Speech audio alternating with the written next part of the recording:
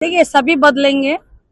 दीदी बदली थी तो आप लोगों ने उनको बदलने क्यों दिया?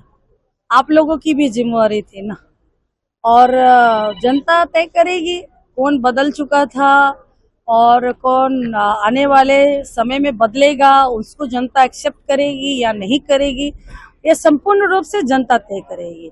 ये जनता की सरकार है, भारतीय जनता पार्टी इस पश्चिम बंगाल में माननीय मुख्यमंत्री शुभेंदु दा के नेतृत्व में।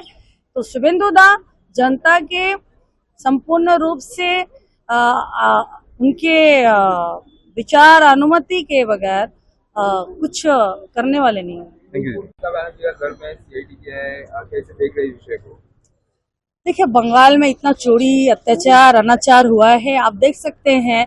हम लोग सुनते थे चाल चोट तृणमूल, अब हम लोग ने 2-3 दिन पहले देखा कि साड़ी के नीचे तृणमूल, साड़ी के नीचे छुपे थे ना, साड़ी के बंडल के नीचे। तो अभी ये जो तृणमूल नेता मंत्री हैं, इन लोग कहाँ कहाँ मिलेंगे?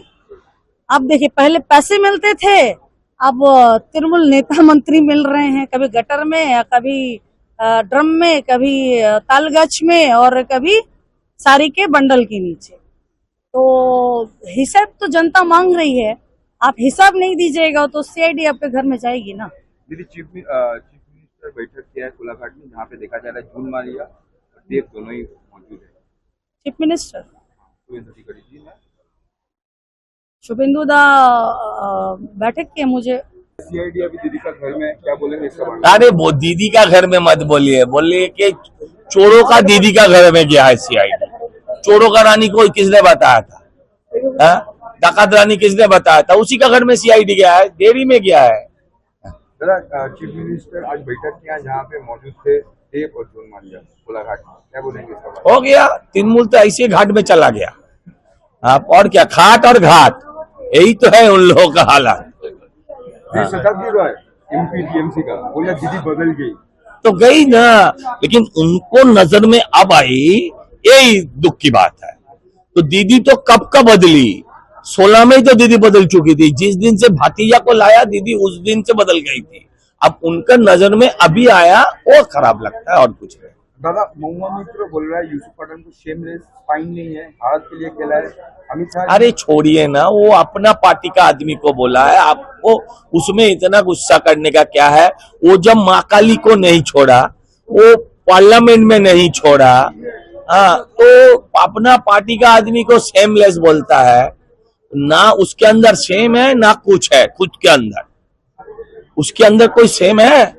उसको पूछिए ना, एक बार किसी ने पूछा था आपका इतना एनर्जी कहाँ से आता है, उसका जवाब आपको याद है?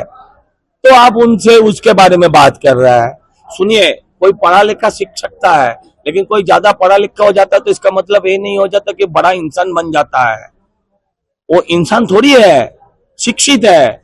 शिक्षा आपको शिक्षित जरूर करता है, इंसान आपका परिवार करता है, वो उसको इंसान नहीं बनाया गया। शुभेंदु अधिकारी जी चीफ मिनिस्टर के साथ बैठक में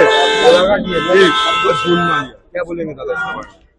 देखिए, देव और जुनमलिया का जो बैठक है, ये आप लोगों ने देखा है। कल का जो घटना घटी है, इसके बाद बहुत सारे बैठक ऐसे होंगे, क्योंकि टीएमसी का जो जमाना है, उस जमाने में ये लोग कई अपना जो बात है वो नहीं रखते हैं। जैसे हम लोग भी लास्ट प्रोसेशन का हमारा जो मीटिंग था, वो मीटिंग में भी हम लोग देखा है कि टीएमसी का जो विधायक थे, वो लोग उनके दीदी के साथ बात नहीं कर पाए है, जो हमारे मुख्यमंत्री जो है शुभेंदु के सामने रख पाए। तो ऐसे ही है, वो एक बैठक है जिसमें इन लोगों को सुख दुख और आने वाला दिन में क्या करेंगे नहीं करेंगे वो विषय बहुत बात हो सकता है।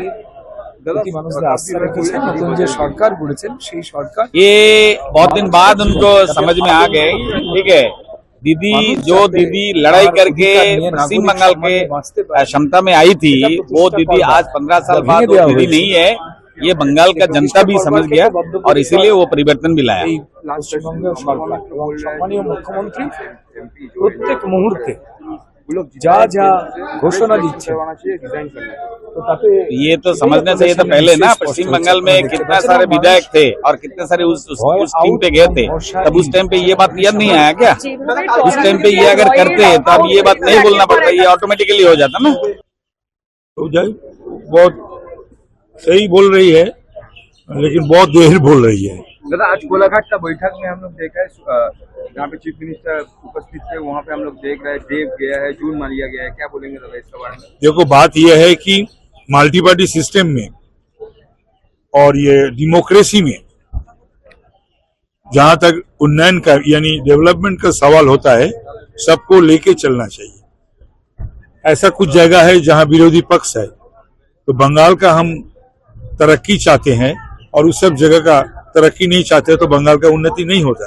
ये गए 15 साल से ममता बनर्जी ने कभी नहीं की, विपक्ष के एमपी एमएलए को नहीं बुलाती थी। तो इस बार पश्चिम बंगाल के मुख्यमंत्री शुभेंदु अधिकारी ने सबको बुला रहा है और समझा भी रहे हैं।